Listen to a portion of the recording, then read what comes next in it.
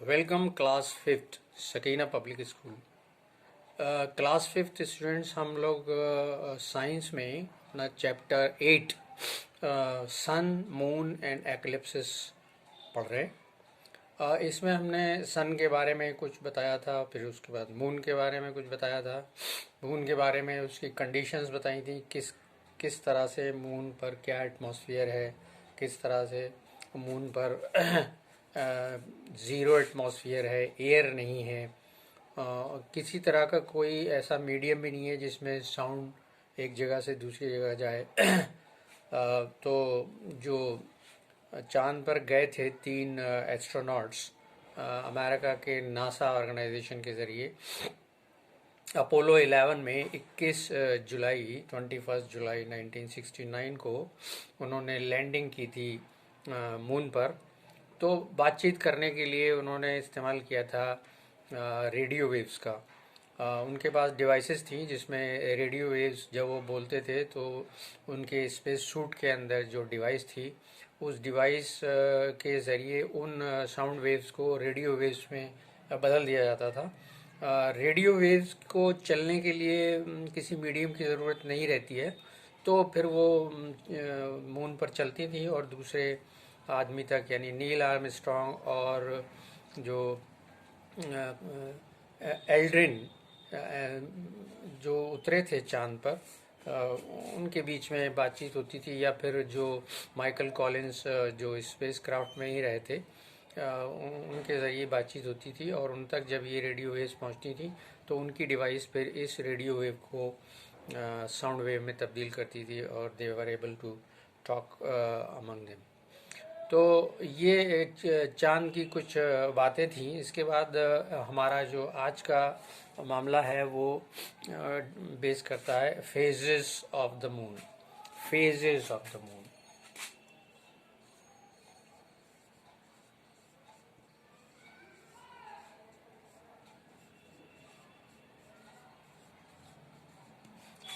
Moon के बारे में हम ये जान लें कि मून जो है वो हमारे अर्थ, हमारे प्लैनेट के चारों तरफ घूम रहा है। उसका एक चक्कर 27.7 डेज में पूरा हो जाता है। इसका ये रेवोल्यूशन है, और इसका अपना अपनी एक्सिस पर भी घूमता है मून। वो उसका रोटेशन कहलाता है, और उसका टाइम भी इतना ही है। इसीलिए कभी आपने सोचा कि हमेशा मून का एक फेस ही आपको दिखाई देता रहता है हमेशा ज़िंदगी भर। जिसको बचपन में बुज़ुर्ग लोग कहा करते थे कि देखो, एक पेड़ के नीचे एक बूढ़ी औरत बैठी चरखा काट रही है, वैसी एक तस्वीर हमेशा दिखाई देती रहती है। हालांकि हमारी अर्थ के चारों तरफ भी घूम रहा है मून, और अपने एक्सिस पर भी रोटेट कर रहा है, but the same time is same.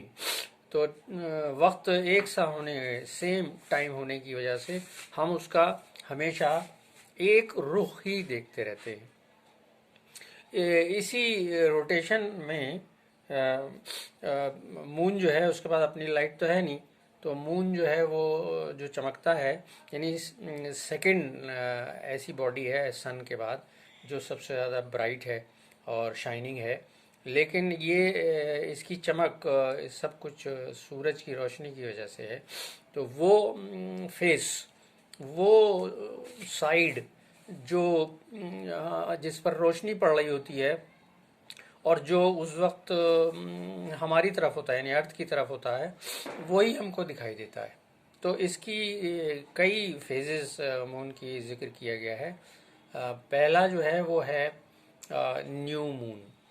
New moon हम देख नहीं पाते हैं, क्योंकि इसकी जो इल्यूमिनेटेड या इसकी जो चमकती हुई जो फेस है वो हमारे अर्थ के सामने नहीं होती, बल्कि अर्थ के सामने इसका इसका वो फेस होता है जिस पर सूरज की रोशनी नहीं पड़ रही होती। तो ये हम देख नहीं पाते हैं, इसलिए ये न्यू मून के नाम से जाना जाता है। उसके बाद दूसरी फेज है क्रीसेंट मून।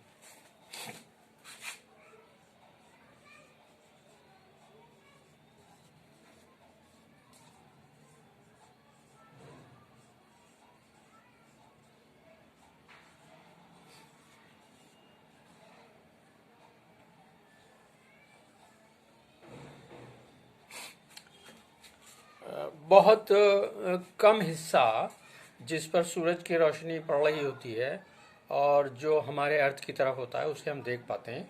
और ये एक पतला सा हिस्सा जो हमने बनाया है क्रीसेंट मून कहलाता है। उसके बाद कुछ ऐसा रुख आता है कि तकरीबन आधे मून पर सूरज की इस तरह से रोशनी पड़ रही होती है कि वो उसका इल्यूमिनेटेड पार्ट जो है वो हमारे अर्थ की तरफ होता है। उसको कहते हैं हाफ मून।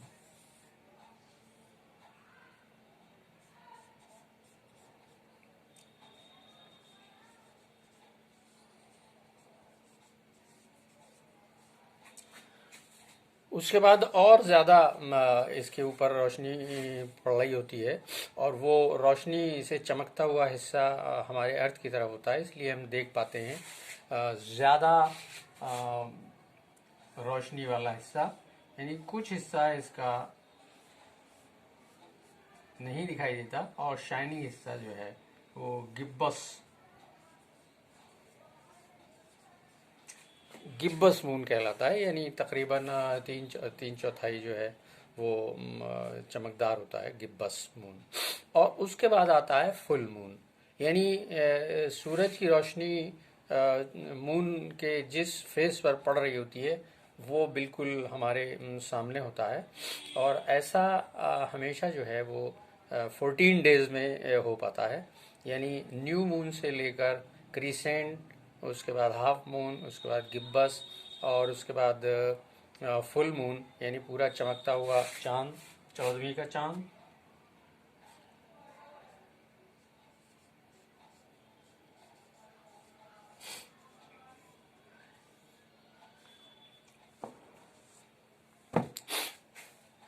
पूरे उस हिस्से पर जो इल्यूमिनेटेड है फुल, वो हमारे सामने होता है, हमारी अर्थ के सामने होता है, हम देख पाते हैं।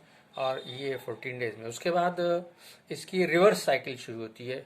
यानी फिर ये घटना शुरू होगा और घटते घटते ये गिब्बस कंडीशन में आ जाएगा, हाफ मून कंडीशन में आ जाएगा, क्रिसेंट में आ जाएगा और फिर ये हमें दिखाई नहीं देगा। यानी फिर से न्यू मून की कंडीशन में आ जाएगा। ये इसकी 4 फेजेस है मशहूर। चलिए इसके बाद और पढ़ेंगे।